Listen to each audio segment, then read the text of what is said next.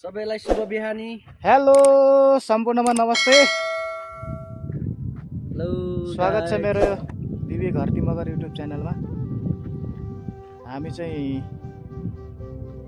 आइपुग्यो बिहान झुल्के घामसँगै हाम्रो साइडमा आइपुग्यो। बिहानै उठेर हामी हिँड्नुपर्छ गाडीमा। 4 बजे उठ्यो, 5 बजे हिँड्यो, 5 बजे हिँड्यो, राइट 6:30 बजे यहाँ आइपुग्छ। अनि 5-6 बजे भन्नु 6 बजे 6 बजेतिर यहाँ आइपुगिन्छ। भर्खरै घाम झुल्केको छ यता।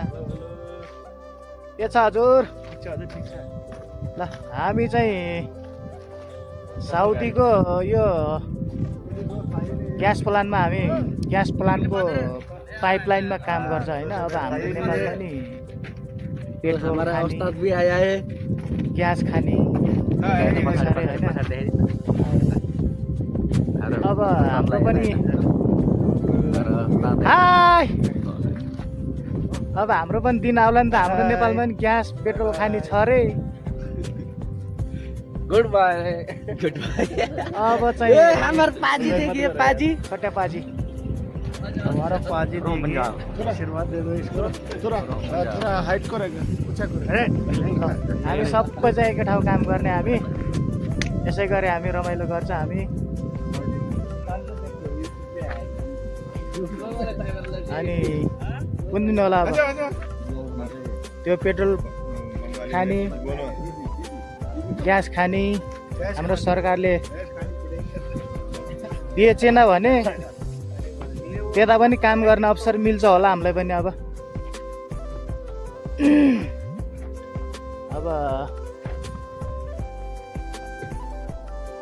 नेपाल सरकारले भूमि बेच्यो, नदी नाला बेच्यो, दुनियाँ खानी बेच्यो भन्न त सकिन्न। त्यो पनि अब सञ्चालन होला। हाम्रो ठाउँको पेट्रोल खानी ग्यास खानी उत्खनन होला, हामी उपभोग गर्न पाउँला भन्ने आशा त छ, तर भर छैन। अब मान्छे नै बेच्ने सरकारले त्यो पनि नबेच्ला भन्न सकिन्न। सकेसम्म राम्रो सरकार आओस्, त्यही काम गर्न पाइयोस्, यस्तो मरुभूमि ठाउँमा आउनु नपरोस् भन्न चाहन्छु। अनि जस्तै यो हाम्रो यो झुल्के घामसँगै सधैँ यस्तै कामको सुरुवात हुन्छ।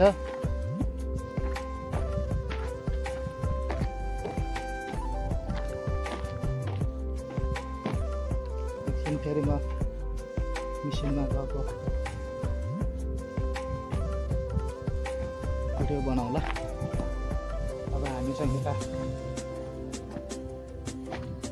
नास्ता खाने। बिहान बिहान उठिन्छ 5 बजे, छिर्दैन, भोकै लाग्यो हुन्न बिहान बिहान। अनि साइडको लागि हामी मेसमा गएर प्याक गरेर प्लास्टिकमा झोला हालेर ल्याउँछ। त्यो चाहिँ हाम्रो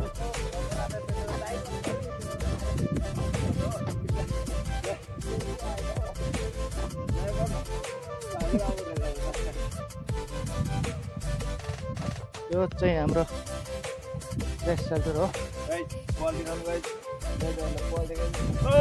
यस्तैमा नि अस्ति गोरा भेट्टे थियो नखटेर सान्दा भन्दा रहेछ। यहाँ छोपेर लिएर गइरहेको साथीले, हाम्रो पाजीले।